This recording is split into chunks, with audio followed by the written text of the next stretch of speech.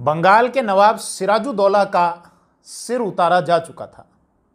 यह सिराजुद्दौला, खुद सिराजुद्दौला के ही विश्वास पात्र, जिन पर सिराजुद्दौला को आंख बंद करके विश्वास था, खुद सिराजुद्दौला के ही सेनापति मीर जाफर के बेटे ने ही अपने नवाब का सिर उतार दिया। 23 जून 1757 ईस्वी को वर्तमान पश्चिमी बंगाल और उस समय के बंगाल सूबे के अंतर्गत आने वाला एक स्थान प्लासी, जहां पर बहुत सारे प्लास के वृक्ष होने के कारण उस स्थान को प्लासी कहा गया। वो प्लासी जो उस समय के बंगाल सूबे की राजधानी मुर्शिदाबाद के दक्षिण में आता था, वो प्लासी जो बंगाल सूबे में जहां पर अंग्रेज बैठा करते थे, कोलकाता जहां पर उनका एक फोर्ट हुआ करता था, फोर्ट विलियम, उसके उत्तर में आता था। उसी प्लासी के स्थान पर बंगाल के नवाब सिराजुद्दौला को उन्हीं के मंत्री मीर जाफर ने, सेनापति मीर जाफर ने, अंग्रेज सेनापति रॉबर्ट क्लाइव के साथ में मिलकर धोखा देकर पराजित कर दिया। एक इतिहासकार पन्नीकर लिखते हैं कि बंगाल के नवाब को उन्हीं के लोगों, उन्हीं के मंत्री, सेनापति, व्यापारियों के द्वारा अंग्रेजों के हाथों बेच दिया गया और अंततः सिराजुद्दौला की गर्दन को उतार दिया गया। अब आगे क्या? पिछले वीडियो में यहां तक बात हो चुकी थी कि कैसे बंगाल में लगातार धोखे हुए। एक राजा धोखे से बनता, उसी का विश्वास पात्र व्यक्ति धोखा देकर अगला शासक बन जाता और उसके साथ भी आगे ऐसा ही होता। तो अब मीर जाफर अंग्रेजों की सहायता से बंगाल का अगला नवाब बन चुका था। मीर जाफर का समय रहा 1757 से और 1760। अब इसके बाद आगे क्या हुआ उस पर हमको चर्चा करनी है कि कैसे अंग्रेज कठपुतली शासक बैठाते गए, उनको अपनी उंगलियों पर नचाते गए और फाइनली अपना मुखौटा उतार कर फेंक दिया और बंगाल की सत्ता पर सीधे अधिकार कर लिया। अब इसकी बात करनी है। मामला बड़ा रोचक है। अब सुनिए आगे का इतिहास। मीर जाफर अंग्रेज सेनापति रॉबर्ट क्लाइव की सहायता से और अपने बंगाल के नवाब सिराजुद्दौला को धोखा देकर अगला शासक बन चुका था। रॉबर्ट क्लाइव ने कहा, तुमको मैंने अगला शासक बना दिया, बंगाल का नवाब बना दिया, तो मेरा भी तो कुछ खर्चा पानी निकालो। मीर जाफर ने कहा कि आपको 2,34,000 के पौंड के बराबर की रकम देता हूं। 2,34,000 पौंड के बराबर की रकम, उस समय रकम बहुत बड़ी थी। इसके अलावा और भी बहुत सारा पैसा दिया गया। किसी एक इतिहासकार ने लिखा है बंगाल से इतना पैसा ले जाया गया कि उसको बोरों में भर भर कर ले जाया गया। खुद रॉबर्ट क्लाइव ये लिखता है कि इतना पैसा था जिसको देखकर मेरा मन हुआ कि मैं इस पर लेट जाऊं, इतना सारा पैसा था। रॉबर्ट क्लाइव को बहुत बड़ी रकम दी मीर जाफर ने। इसके अलावा रॉबर्ट क्लाइव ने कहा, कंपनी के खाते में भी तो कुछ दो। मीर जाफर ने कहा, ठीक है, जो हुक्म मेरे आका। ध्यान रखना, मीर जाफर रॉबर्ट क्लाइव की सहायता से बना था। रॉबर्ट क्लाइव जैसा कहता वैसा करता था। मीर जाफर को इतिहास में कहा गया रॉबर्ट क्लाइव का गीदड़। ध्यान रखना इस बात को। अब मीर जाफर ने कंपनी को भी दिया और यह कहा कि आपको 24 गांव देता हूं। इन 24 गांव से 6 लाख रुपए का रेवेन्यू मुझे मिलता है। अब आज से सालाना जो 6 लाख रुपए का जो रेवेन्यू मिलेगा वो कंपनी को मिलेगा। कंपनी के पास बहुत सारा पैसा आया, लेकिन कंपनी का जो पेट है ना, वो बहुत बड़ा पेट था और ये पेट कभी भरने वाला नहीं था।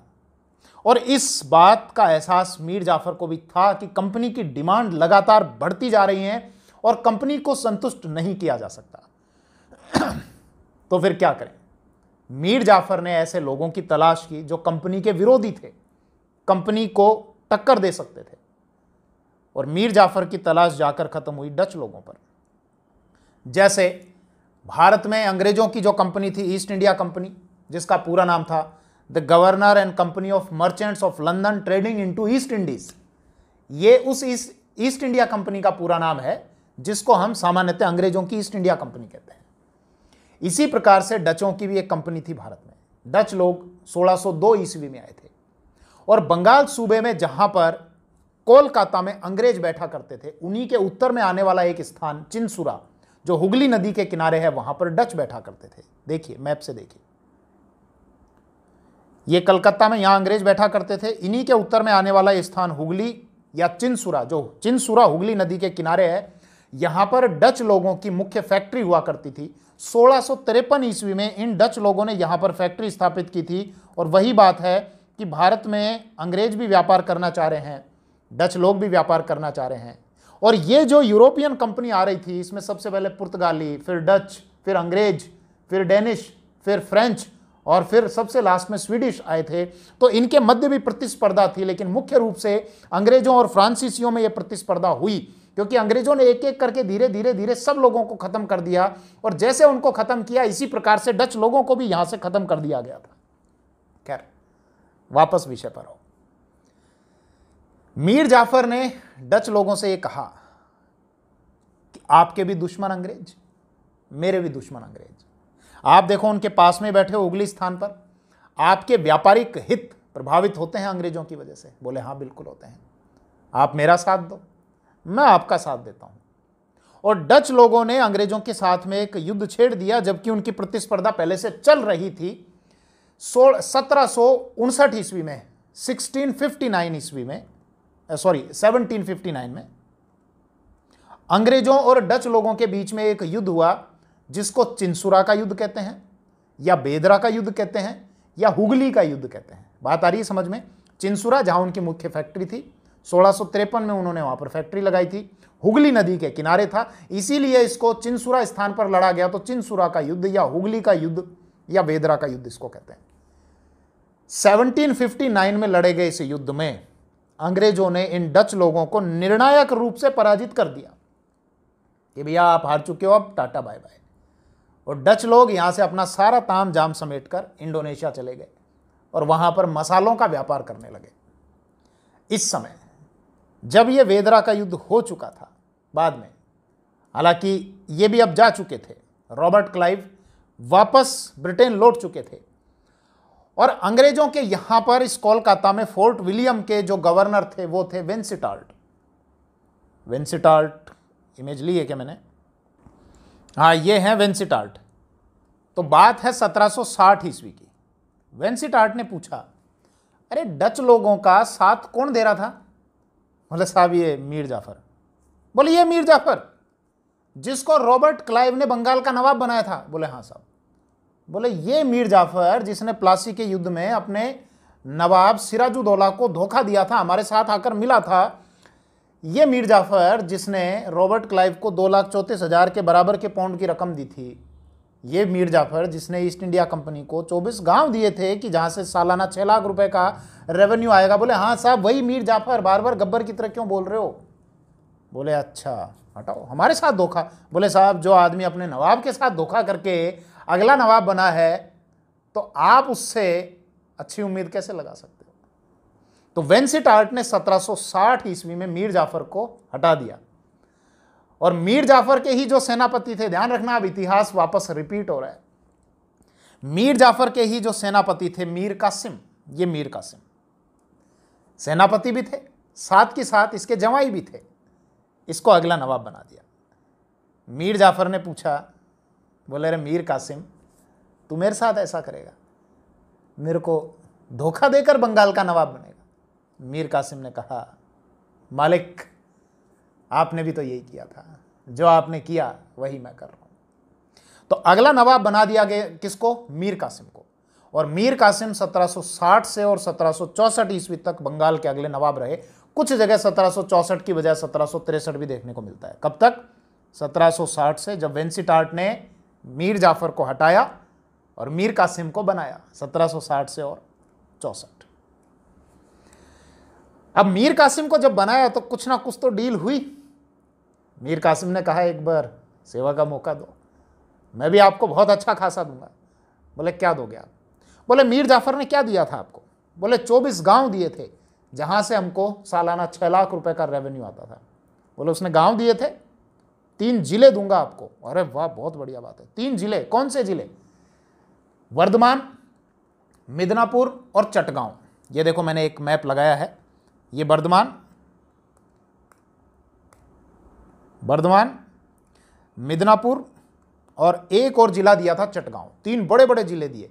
मीर जाफर ने 24 गांव दिए थे, इसने 3 बड़े बड़े जिले दे दिए। बोले और क्या चाहिए आपको? बोले और इसके अलावा कुछ और पैसा मिल जाए, कुछ और हिस्सेदारी मिल जाए। बोले एक स्थान है सिलहट। जो सिलहट आता है वो वर्तमान में जो बांग्लादेश आता है उस बांग्लादेश के उत्तर पूर्व की ओर आने वाला हिस्सा है। मतलब अगर इस मैप से आप समझें यहाँ पर, तो इस स्थान पर सिलहट आता है बांग्लादेश में। वहाँ उस समय चूने का व्यापार था। तो मीर कासिम ने कहा वहाँ चूने का व्यापार है, 50-50, 50% रेवेन्यू आपका, 50% रेवेन्यू मेरा। बोले और क्या दे सकते हो? बोले मांगिए तो सही आप।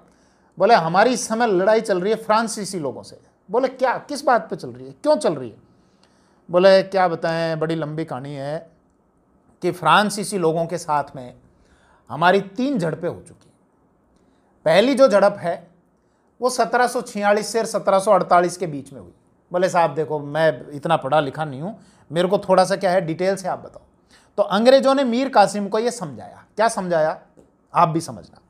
ये समझाया कि भैया फ्रांसीसी लोग भी यहाँ पे व्यापार कर रहे हैं, हाँ हम भी व्यापार कर रहे हैं। अब एक ही जगह पे दोनों यूरोपियन कैसे व्यापार करेंगे? दोनों के हित टकराते हैं। बोले बात तो सही है। बोले जैसे हमने डच लोगों को हरा दिया 1759 में बेदरा चिंसुरया हुगली के युद्ध में और भगा दिया, और वो इंडोनेशिया चले गए, वहाँ मसालों का व्यापार कर रहे हैं, तो हमारी जो लड़ाइयाँ हैं फ्रांस के लोगों के साथ में चल रही है। और फ्रांस से तो हमारा देखो 36 का आंकड़ा है। जहाँ दुनिया में कहीं पर भी लड़ाई होती है ना, तो हम लोग आपस में सब जगह लड़ने लग जाते हैं जहाँ जहाँ पर हमारी कॉलोनी है। बोले साहब मतलब क्या? मतलब ये है, अब आपको समझा रहा हूँ, समझना कि जैसे मान लो आज भारत और पाकिस्तान के लोग हैं, अगर दोनों के बीच में कहीं लड़ाई हो जाए तो जहाँ जहाँ दुनिया में भारत पाकिस्तान के लोग हैं वो आपस में लड़ने लग जाए। बोले दो एक दूसरे के गुत्थम गुत्था। तो ऐसे इसने समझाया। बोले अब हमारे क्या है, इन फ्रांस के लोगों के साथ में इंडिया में एक तो लड़ाई हुई थी 1746 से 1748 के बीच में। अब ये समझा रहे हैं, अंग्रेज समझा रहे हैं किसको? मीर कासिम को। बोले साहब एक तो लड़ाई हुई थी 1746 से 1748 के बीच में। बोले अच्छा अच्छा। बोले दूसरी लड़ाई हुई थी 1749 से 54 के बीच में। बोले बहुत लंबी लड़ाइयां लड़ते हो। और तीसरी जो लड़ाई हुई थी ना वो 1756 से 63।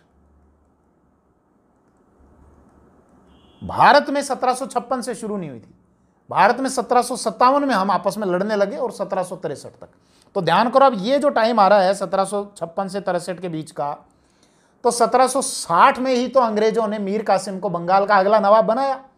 तो इसका मतलब इस समय वो फ्रांस के लोगों के साथ में युद्ध लड़ रहे हैं, फ्रेंच की जो कंपनी है उसके साथ में युद्ध लड़ रहे हैं। और ये जो युद्ध हो रहे थे ये हो रहे थे इस स्थान पर, एक रियासत है कर्नाटक रियासत, यहां पर। अब आप सोच रहे होगे साहब यहां कौन सा कर्नाटक आ गया? कर्नाटक तो ये है, ध्यान रखना ये वर्तमान भारत का कर्नाटक राज्य है। मैं कर्नाटक रियासत की बात कर रहा हूं। कर्नाटक रियासत जो वर्तमान तमिलनाडु है उस तमिलनाडु के इस क्षेत्र में आया करती थी और इसकी राजधानी हुआ करती थी अर्काट। और अंग्रेजों ने यहां पर फ्रांसीसियों के साथ में 3 युद्ध लड़े हैं, तो इसको कर्नाटक वॉर्स कहा गया। और उनके बीच में ये 3 कर्नाटक वॉर्स हुए। अब वापस विषय पर आओ। ये इतनी लंबी चौड़ी कहानी का क्या मतलब है?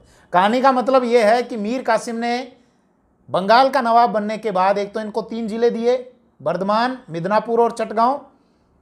इसके अलावा सिलहट में जो चूने का व्यापार था वहां पर 50%, 50% की हिस्सेदारी दी। और अंग्रेजों ने कहा कि देखो हमारी फ्रांसीसियों के साथ में लड़ाई चल रही है, तो उस लड़ाई में क्या हेल्प कर सकते हो, उसको समझाने के लिए। तो मीर कासिम ने कहा 5 लाख रुपए लो और जाके खूब लड़ो इनके साथ में। तो ये मीर कासिम ने इनकी हेल्प कर दी। बात आई समझ में? फिर से रिपीट करता हूं। मीर कासिम वेंसिटार्ट ने मीर जाफर को हटाया, मीर कासिम को अगला नवाब बनाया। मीर कासिम ने कहा क्या चाहिए? अंग्रेजों ने कहा जो दे सकते हो दो। तो मीर कासिम ने 3 जिले दिए, चटगांव, मिदनापुर और वर्धमान। सिलहट जो वर्तमान में पश्चिमी बंगाल में आता है सॉरी बांग्लादेश में आता है, बांग्लादेश के उत्तर पूर्व दिशा की ओर आता है, जहां पर उस समय बंगाल सूबे का चूने का व्यापार था, उसमें 50-50% की हिस्सेदारी दे दी। और इसके अतिरिक्त अंग्रेजों का जो फ्रांसीसियों के साथ में जो सैन्य अभियान चल रहा था, जो दक्षिण भारत की ओर जो सैन्य अभियान चल रहा था, उसमें अंग्रेजों की सहायता करने के लिए 5 लाख रुपए भी अंग्रेजों को दिए। लेकिन देखो मीर कासिम बहुत इंटेलिजेंट आदमी था। मीर कासिम को यह पता था, ये मीर कासिम, कि अंग्रेजों का पेट बहुत बड़ा है, अंग्रेजों का पेट कभी भरने वाला नहीं है। और अंग्रेजों ने जैसा सिराजुद्दौला को हटाकर मीर जाफर को बनाया, मीर जाफर को हटाकर मुझको बनाया, ऐसे ही आज ना कल मेरे भी लात मारकर किसी और को बना सकते हैं ये।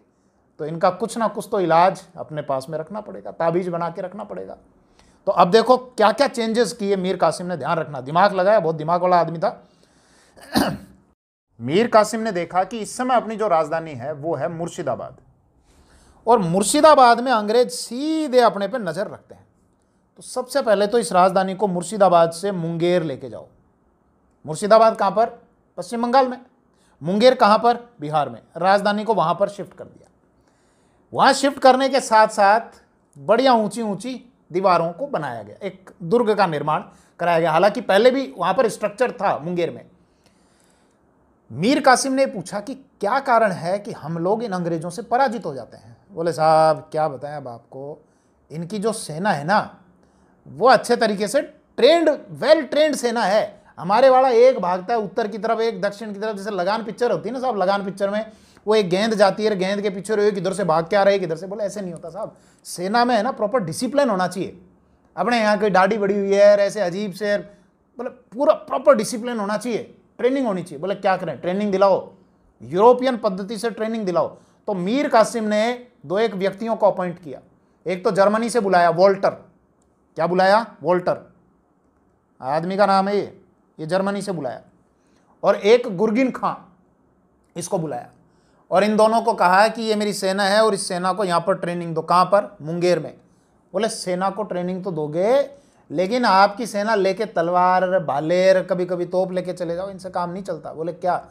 फिर क्या करें? बोले ये देखो इधर आओ, मैं आपको कान में बताता हूँ ये बात।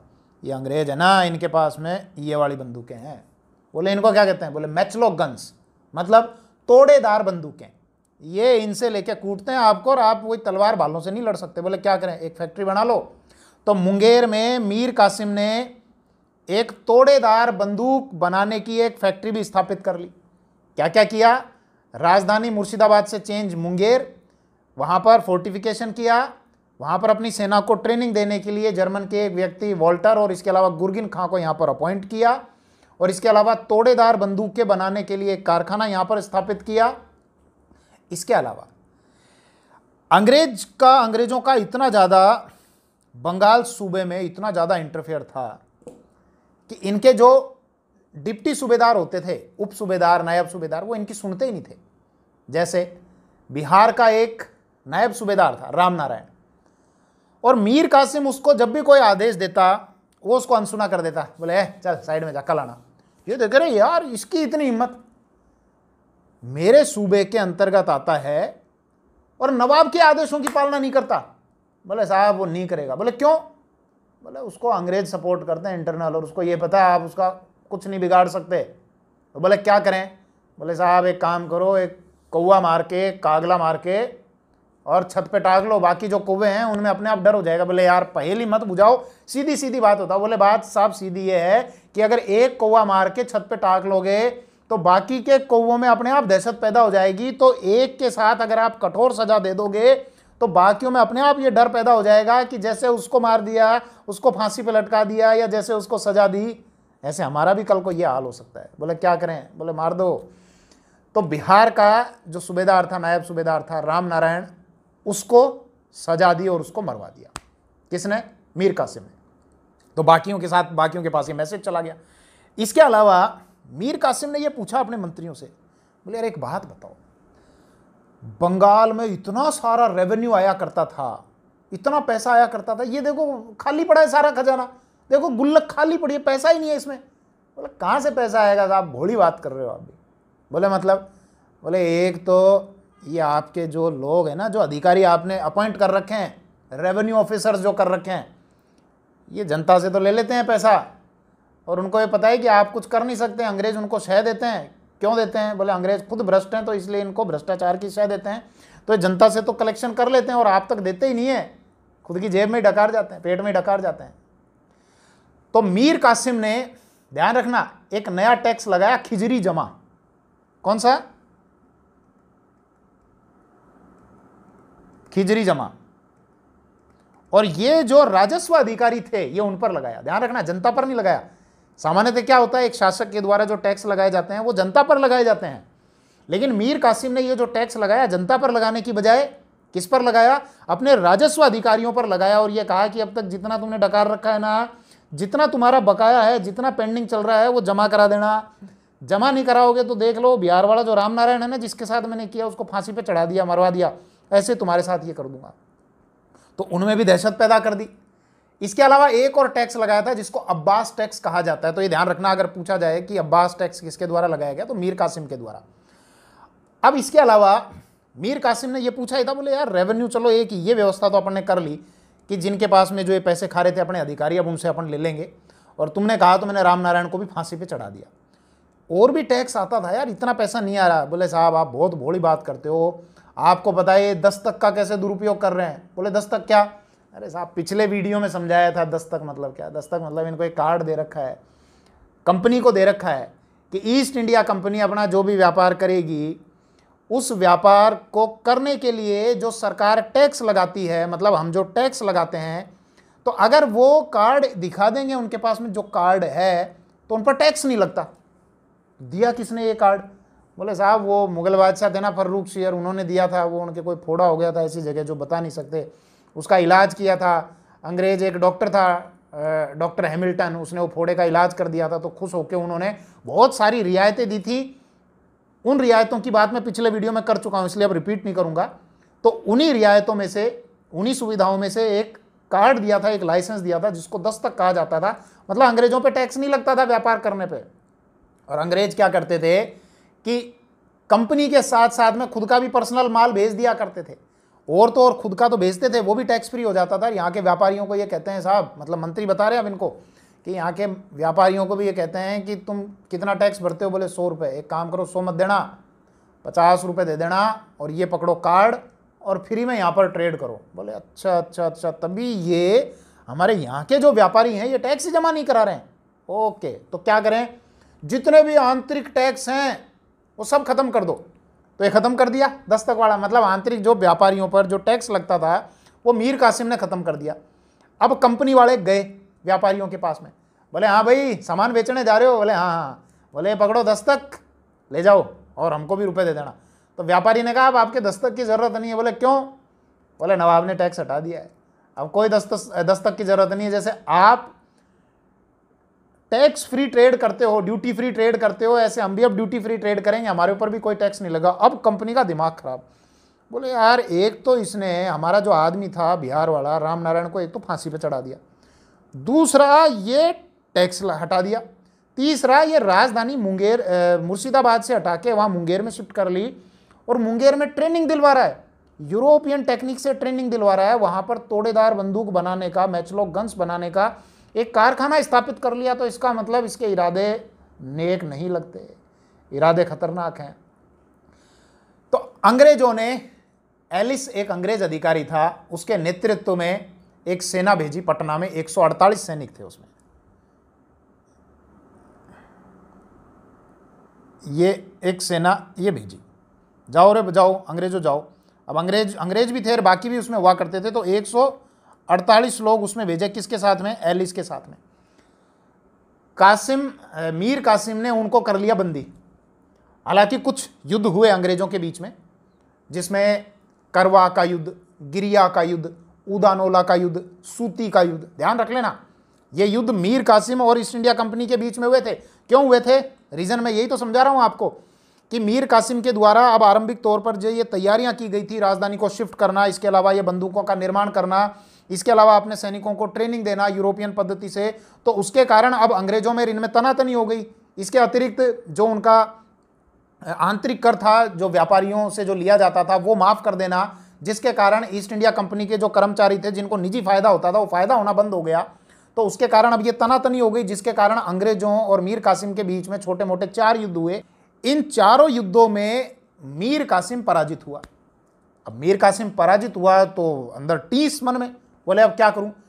बोले यार इन अंग्रेजों का कुछ करना पड़ेगा। वो 148 अंग्रेजों को हमने बंदी कर रखा है ना। बोले हाँ साहब, वो आए थे ना, एलिस को भेजा था ना, 148 अंग्रेज थे ना। हाँ, क्या करना है? मार दो। है? बोला मार दो, सबको मार दो।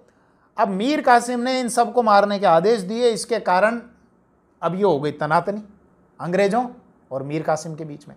और अब निश्चित हो गया कि दोनों पक्षों के बीच में एक युद्ध होने वाला है, और उसका परिणाम हमको देखने को मिलता है बक्सर के युद्ध के रूप में, जो 22 अक्टूबर 1764 ईस्वी को लड़ा गया। ध्यान दो, ये मैंने लिखे हैं, करवा का युद्ध, गिरिया का, उदानोला और सूती, ये 4 युद्ध हुए थे जिसमें मीर कासिम की पराजय हुई। अब ये ध्यान रखना है बक्सर का युद्ध हुआ था। थोड़ी मैं आपको पृष्ठभूमि में लेकर चलता हूं। ये कौन? मीर कासिम, बंगाल के नवाब। ये पता था अकेले अंग्रेजों का मुकाबला नहीं किया जा सकता, तो क्या करें, अवध चलते हैं। ये अवध आए, ये उत्तर प्रदेश वाला जो क्षेत्र है, ये वाला अवध, अवध में आए। अवध के नवाब कौन थे? ये सुजाउद्दौला। और सुजाउद्दौला से ये कहा कि मेरी हेल्प करो। बोले क्यों? बोले भाई भाई हैं, अपना मजहब भी तो एक ही है, हेल्प करो। बोले नहीं भैया नहीं, मैं नहीं आऊँगा, हेल्प करना नहीं होगा। बोले आज अगर मेरी हेल्प नहीं करोगे तो ध्यान रखना कि ये जो मेरा है ना हिस्सा बंगाल, अब ऐसे ही समझा होगा मैप लेके कि अभी तो अंग्रेज हैं यहाँ पर इंटरफेयर कर रहे हैं, और जैसे मुझे पराजित कर दिया तो अंग्रेजों की सीमा सीधे लगेगी आपके साथ में, तो बकरे की माँ कब तक खैर मनाएगी? आज मेरी बारी तो कल आपकी बारी, तो मेरी सहायता करो। तो सुजाउद्दौला ने मीर कासिम की सहायता के लिए एग्री कर दिया कि ठीक है मैं आपकी सहायता करूंगा। यह भी बताया जाता है कि मीर कासिम ने प्रतिदिन एक बड़ी राशि भी दी सुजाउद्दौला को सहायता के बदले में। अलग अलग कारण बताए जाते हैं, सुजाउद्दौला के सामने अलग अलग कारण थे कि साहब एक तो अंग्रेजों की सीमा सीधे यहाँ से लग जाएगी, दूसरा ये बताया जाता है कि मजहब के कारण सहायता दी। यह भी बताया जाता है कि मीर कासिम ने प्रतिदिन एक बड़ी अमाउंट भी दी, जिसके कारण सुजाउद्दौला ने मीर कासिम की सहायता की। मीर कासिम एक आदमी के पास में और गया, इस आदमी के पास में। ये कौन? ये है शाह आलम सेकंड, जो दिल्ली के मुगल बादशाह थे 1859 से लेके और आपके 1759 से लेके 1806 ईस्वी तक। ये शाह आलम सेकंड। शाह आलम सेकंड का राज्य इतना ही था, विस्तार इतना ही था कि इनके संबंध में एक बड़ी प्रसिद्ध कहावत है कि सल्तनत ए शाह आलम अज दिल्ली ता पालम। नहीं आई समझ में? मतलब बादशाह का एरिया इतना ही है कि दिल्ली से लेके पालम तक के बीच की जो जगह है ना, वही इन बादशाह की सल्तनत है, इसके आगे इनका सिक्का नहीं चलता। बादशाह का बहुत विरोध, सिर्फ अब ये नाम मात्र के बादशाह रह गए। तो मीर कासिम इनके पास भी आए। बोले यार क्या पता है, लोग बात बनाते हैं। बोले मुगल बादशाह, यार मुगल बादशाह के पास इतना सा हिस्सा है, दिल्ली से पालम के बीच में चले जाओ बस, और कुछ ज़्यादा लेना देना है। बोले ज़्यादा बात मत कर यार, अब रोना आ जाएगा मेरे को, करना क्या तू तो ये बता। बोले मेरी सहायता करो और अपना तीनों मिलके इनको अंग्रेजों को पराजित कर देंगे। अंग्रेजों का इस समय एक सेनापति ये हेक्टर मुनरो, हेक्टर मुनरो। तो दो पक्ष हो गए। कौन सा युद्ध? बक्सर का युद्ध। कब लड़ाया गया? 22 अक्टूबर 1764 ईस्वी को। बक्सर कहां पर आता है? वर्तमान बिहार में। एक पक्ष कौन? एक बंगाल का नवाब मीर कासिम, इसके अलावा अवध का नवाब सुजाउद्दौला, इसके अलावा दिल्ली का बादशाह जिनकी सल्तनत दिल्ली से पालम के बीच तक सिमटी हुई थी, शाह आलम सेकंड, जिनका मूल नाम था अली गौहर, और शाह आलम द्वितीय के नाम से उनको मुगल बादशाह के नाम से हम जानते हैं। एक पक्ष ये। दूसरा अंग्रेजों का सेनापति हेक्टर मुनरो। हेक्टर मुनरो के पास में मात्र 7,000 सैनिक, और इनकी जो संयुक्त सेना थी ये दूर तक फैली हुई 50,000 सैनिक। क्या लगता है कौन जीतेगा? हालांकि इतिहास तो पता है, ये इतिहास बदल नहीं सकता। इन 7,000 सैनिकों ने इन 50,000 सैनिकों को ये रगड़ रगड़ के ऐसे रगड़ के धोया, काले से सफ़ेद बना दिया।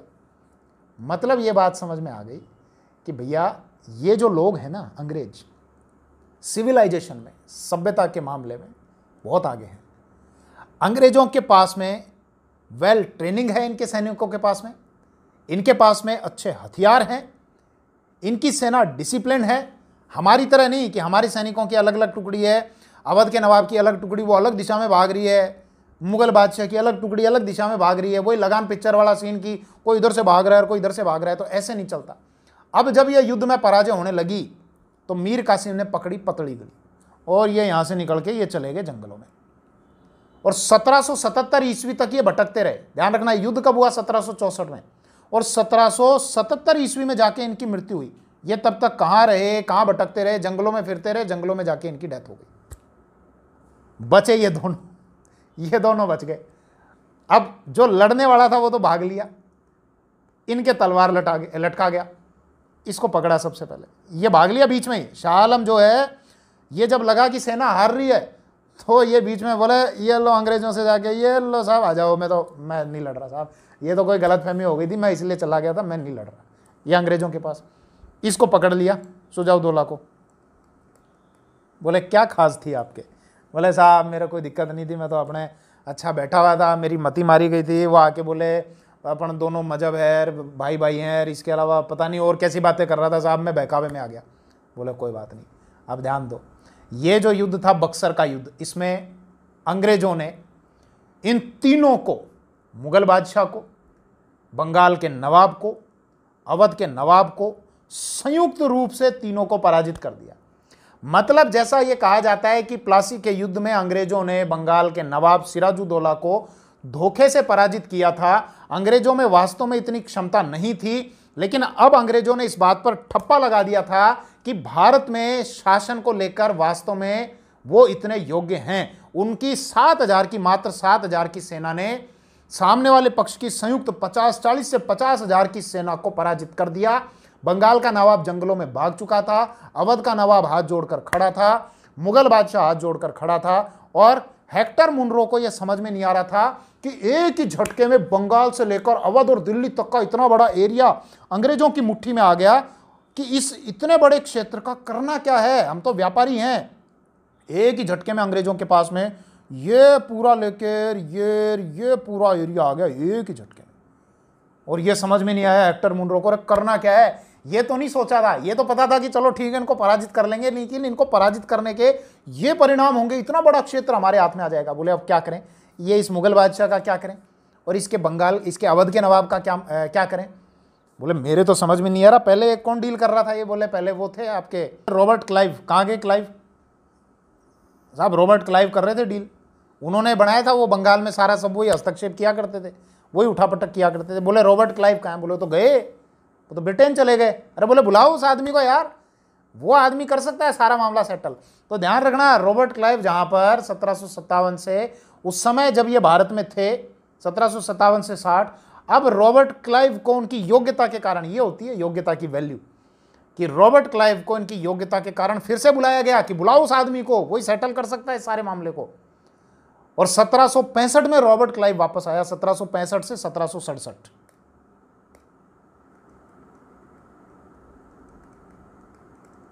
ये रॉबर्ट क्लाइव वापस आया। रॉबर्ट क्लाइव ने पूछा क्या हुआ भाई, क्यों बुलाया मेरे को? अरे बोला ये एक ही झटके में इतना बड़ा एरिया आ गया।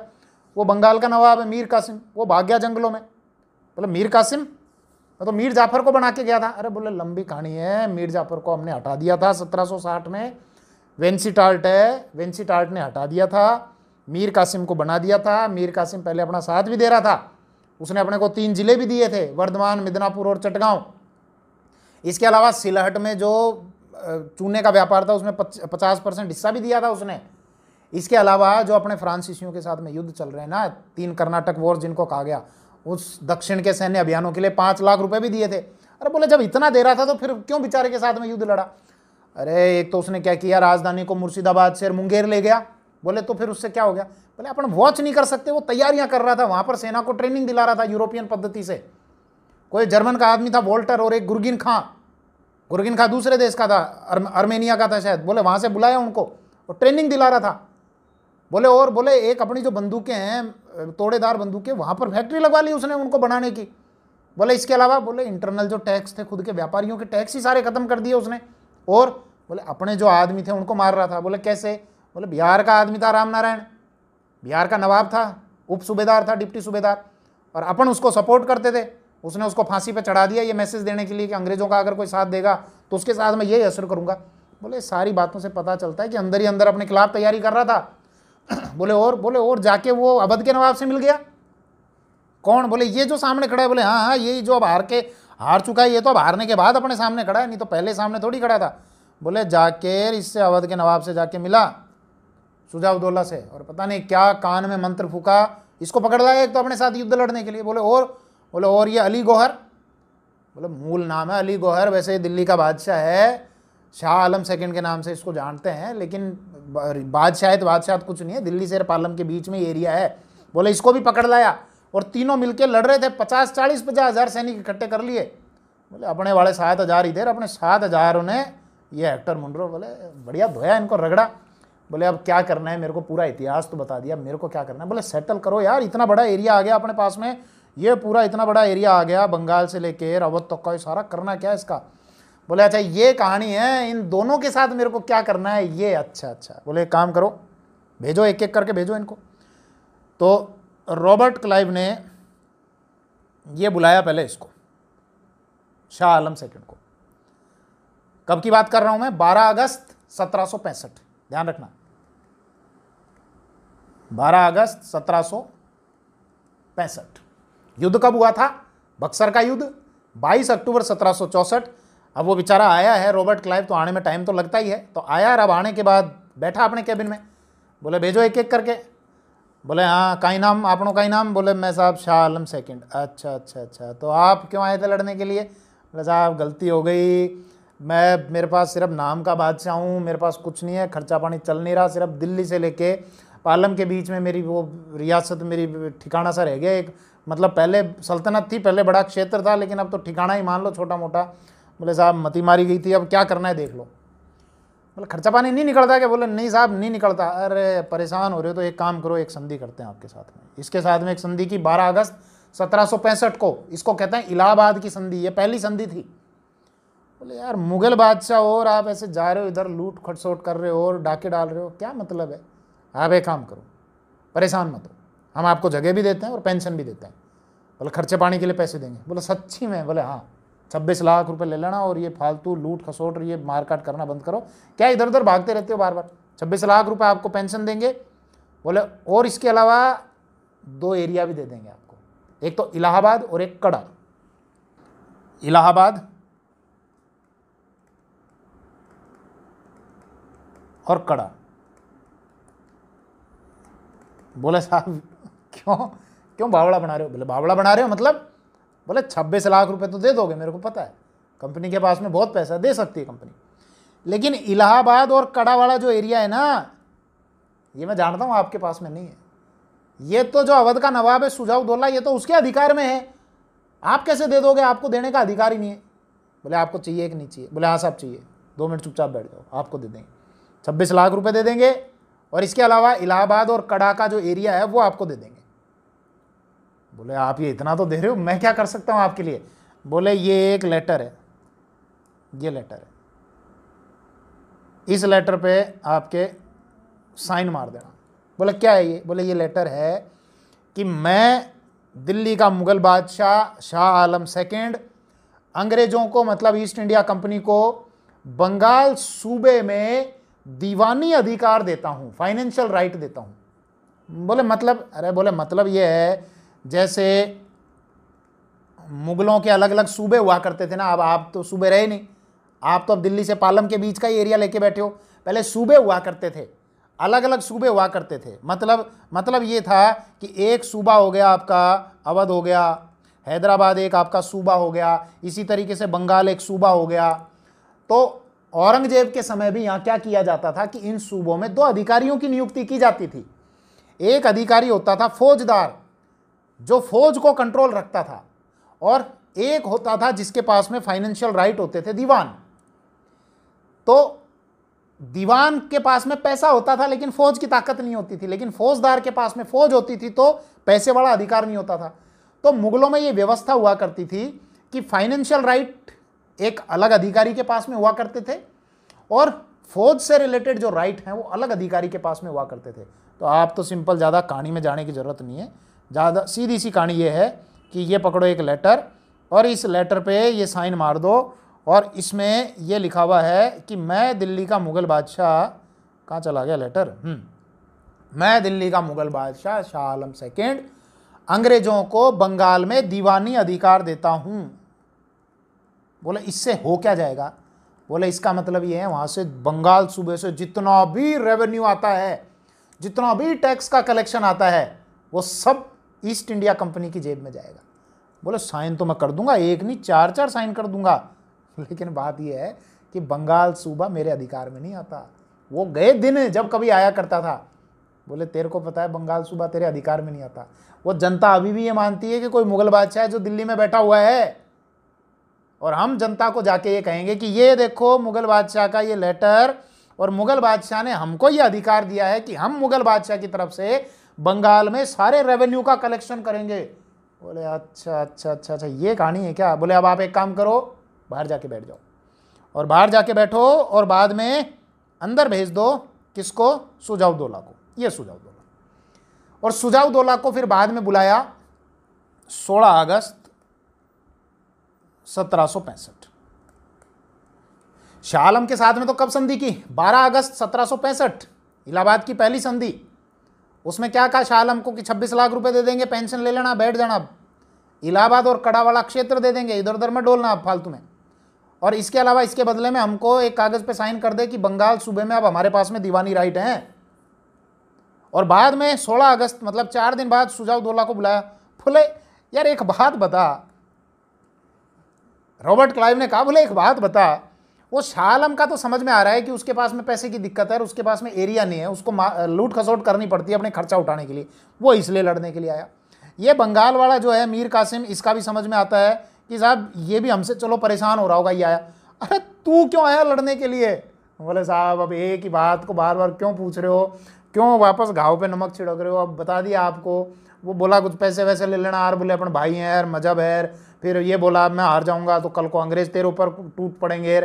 बोले साहब अब तो आप सीधी बात करो, देखो अब कोई मतलब नहीं इन बातों का।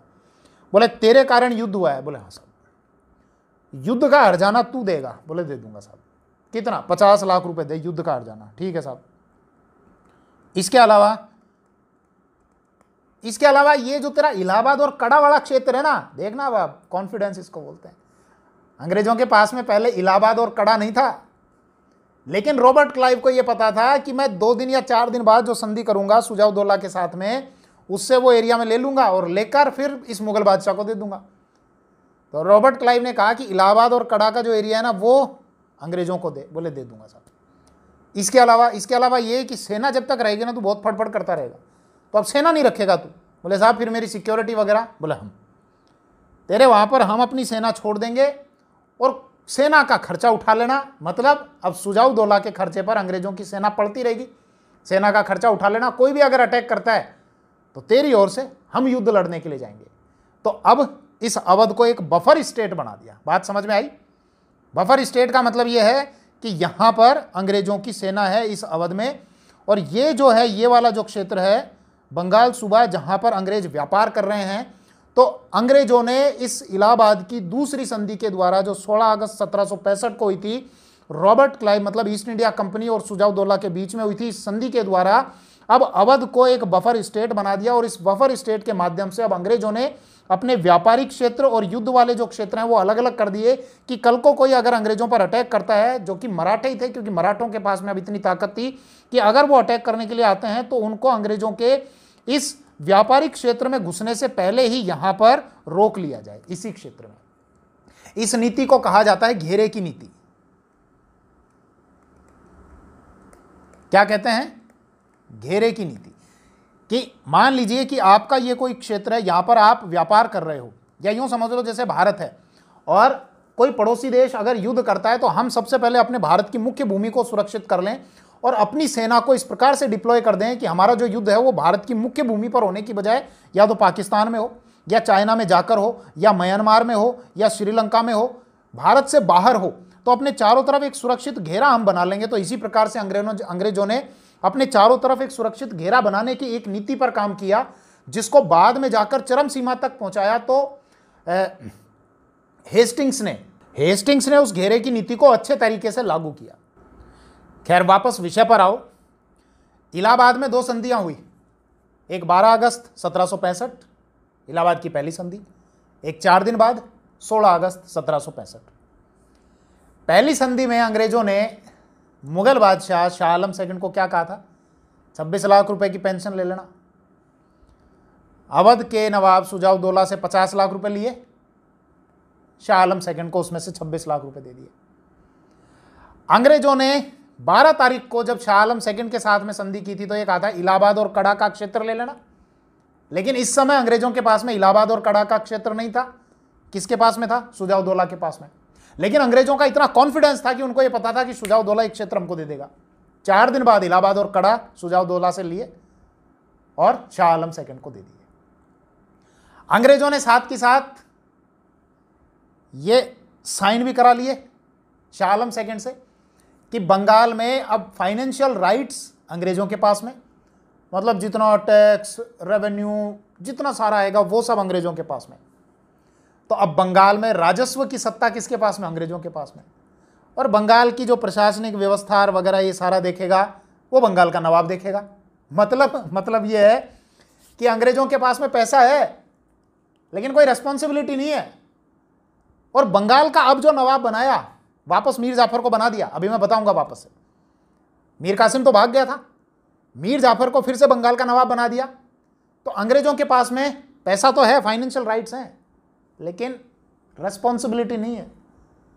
और बंगाल का जो नवाब है उसके पास में रेस्पॉन्सिबिलिटी है, वहां की प्रशासनिक व्यवस्था सब देखना, लेकिन पैसा नहीं है, मतलब अधिकार नहीं है, राइट्स नहीं है। तो बंगाल में इस संधि के द्वारा, इलाहाबाद की जो पहली संधि हुई थी, इसके द्वारा बंगाल में द्वैध शासन स्थापित कर दिया गया। द्वैध शासन मतलब दोहरा शासन की एक जने के पास में पैसा है, मतलब अधिकार है लेकिन उत्तरदायित्व नहीं है, दूसरे के पास में उत्तरदायित्व है लेकिन अधिकार नहीं है। अब बंगाल का नवाब मीर जाफर बोले साहब मैं मूर्ख हूं क्या? लेकिन उससे पहले समझो, अब आपके दिमाग में आ रहा होगा कि मीर जाफर कैसे बन गया बंगाल का नवाब? मीर कासिम तो भाग गया था जंगलों में, बाद में जंगलों में भटकते हुए मीर कासिम की मृत्यु हुई 1777 के लगभग। अंग्रेजों ने वापस से मीर जाफर को ही बंगाल का नवाब बना दिया और ये 1764-65 से और 1764 से 65 लगभग 1 साल के लिए रहा, लगभग 1 साल। मीर जाफर को जब बंगाल का नवाब बनाया, मीर जाफर ने कहा, बोले साहब मैं मूर्ख हूं क्या? बोले क्यों? बोले सारा पैसा और कलेक्शन तो सारा लोगे आप, और वहां की सारी प्रशासनिक व्यवस्था, कर्मचारियों का वेतन वगैरह सारा देखूंगा मैं। बोले चिंता मत कर, तेरे को साल के 53 लाख रुपए दे देंगे। इस 53 लाख रुपए में सारी अपनी प्रशासनिक व्यवस्था, कर्मचारियों का वेतन सब सारा निकाल लेना। तो अब एक प्रकार से देखा जाए तो बंगाल का जो नवाब है, इलाहाबाद की इस पहली संधि के द्वारा अब अंग्रेजों का मुखौटा बनकर रह गया। अंग्रेज उसको पैसा दे रहे हैं, उस पैसे से वो अपना राज्य चला रहा है। और 1765 से लेकर 1772 इन 7 सालों तक ये दोहरी शासन व्यवस्था लगी रही। बाद में बंगाल का जो गवर्नर था वॉरेन हेस्टिंग्स, जो बाद में बंगाल का गवर्नर जनरल भी बना था, मैं भी समझा दूंगा, ये वॉरेन हेस्टिंग्स ने कहा आज से कोई बंगाल का नवाब वाब कोई कुछ नहीं है। और 1772 ईस्वी में जब इस समय बंगाल का नवाब था मुबारक उद दौला, जो मीर जाफर का ही बेटा था, मीर जाफर की जो पत्नी थी और मुबारक उद दौला की जो मम्मी थी मुन्नी बेगम, वो संरक्षिका थी किसकी? मुबारक उद दौला की। समझना मैं क्या कह रहा हूं। 1765 में बंगाल में जो द्वैध शासन लगाया था, दोहरी शासन व्यवस्था लगाई थी, अब 1772 में वॉरेन हेस्टिंग के द्वारा उस दोहरी शासन व्यवस्था को समाप्त कर दिया गया। बोले अब कोई बंगाल का नवाब कोई कुछ नहीं है। इस समय नवाब मुबारक उद दौला था, तो मुबारक उद दौला को हटाया, बोले कोई नवाब नहीं, अब बंगाल की असली सत्ता अंग्रेजों के पास में। यानी अब फौजदारी राइट्स भी उनके पास में है और फाइनेंशियल राइट्स भी उनके पास में है। यह वॉरेन हेस्टिंग्स के द्वारा किया गया था। वॉरेन हेस्टिंग्स के बारे में थोड़ा सा परिचय देता हूं, बाकी मैं डिटेल से और आगे आपको बता दूंगा। 1772 से और 1785 तक यह आदमी भारत में रहा। जब यह आया था तब बंगाल का ये जी बनकर आया था और बाद में फिर इसको जी बना दिया। समझना मेरी बात को। भारत में अंग्रेजों की 3 प्रेसिडेंसियां थी। मतलब ये मान लो साहब, मुख्य एरिया जो भारत में जहां से वो अपनी राज वगैरह चला रहे हैं, बाद में अपनी शुरू में अपनी व्यापारिक गतिविधियां चलाते थे, बाद में अपनी शासन व्यवस्था चलाई। 3 प्रेसिडेंसी थी, एक बंगाल, एक आपका मद्रास, एक आपका मुंबई, जिसको हम आज मुंबई बोलते हैं, वो बॉम्बे बोला करते थे। यहाँ पर एक एक अधिकारी बैठता था जिसको गवर्नर कहा जाता था। बंगाल वाला भी गवर्नर, मद्रास वाला भी गवर्नर और बंबई वाला भी गवर्नर। लेकिन कंपनी में इस समय इतना ज़्यादा भ्रष्टाचार था, जिसके संबंध में कहा जाता है कि बंगाल में तो इस दौर में 1765 में और 1772 जब तक ये दोहरी शासन व्यवस्था थी। इस दौर में बंगाल में जो सरकार थी वो दुनिया के किसी भी कोने में कहीं पर भी हो, सारी सरकारों में अब तक की सबसे भ्रष्ट सरकार थी। ऑब्वियसली होना ही है, जिसके पास में पैसा आ रहा है उसके पास में अगर कोई रेस्पॉन्सिबिलिटी नहीं है तो भ्रष्टाचार तो बढ़ेगा ही बढ़ेगा। तो ये इसको रेगुलेट करने के लिए, इस भ्रष्टाचार को कम करने के लिए और ईस्ट इंडिया कंपनी की जो व्यापारिक गतिविधियां थी उनको अधिनियमित करने के लिए एक एक्ट लाया गया जिसको रेगुलेटिंग एक्ट कहा गया, मतलब अधिनियमित कानून कहा गया। 1773 ईस्वी में लाया गया था रेगुलेटिंग एक्ट, कि इसके द्वारा कंपनी की गतिविधियों को रेगुलेट किया जाएगा। और इस एक्ट में जो जो प्रावधान थे उनमें से एक प्रावधान यह था कि बंगाल में जो गवर्नर का पद है अब आज से उसको गवर्नर जनरल कहा जाएगा। और ये जो गवर्नर जनरल है, बाकी के जो गवर्नर है आपका मद्रास वाला और बॉम्बे वाला, इन दोनों में सुपीरियर रहेगा, बड़ा रहेगा। और इन दोनों को कुछ ऐसे काम निर्धारित कर दिए कि वो काम करने से पहले बंगाल के इस गवर्नर जनरल को पूछना पड़ेगा। तो 1772 में जब वॉरेन हेस्टिंग्स यहां पर आया था तो उस समय ये जी बनकर आया था, मतलब गवर्नर बनकर आया था। इसके यहीं रहते हुए ही 1773 में रेगुलेटिंग एक्ट पारित कर दिया गया था। तो अब इस पोस्ट को क्या कहा गया? गवर्नर जनरल कहा गया। तो आपसे अगर यह पूछा जाए कि भारत नहीं, बंगाल का अंतिम गवर्नर कौन था? Warren Hastings. प्रथम गवर्नर जनरल कौन था? Warren Hastings. क्लियर है इतनी बात? बाकी फिर हम करते हैं नेक्स्ट वीडियो में। थैंक यू, जय हिंद।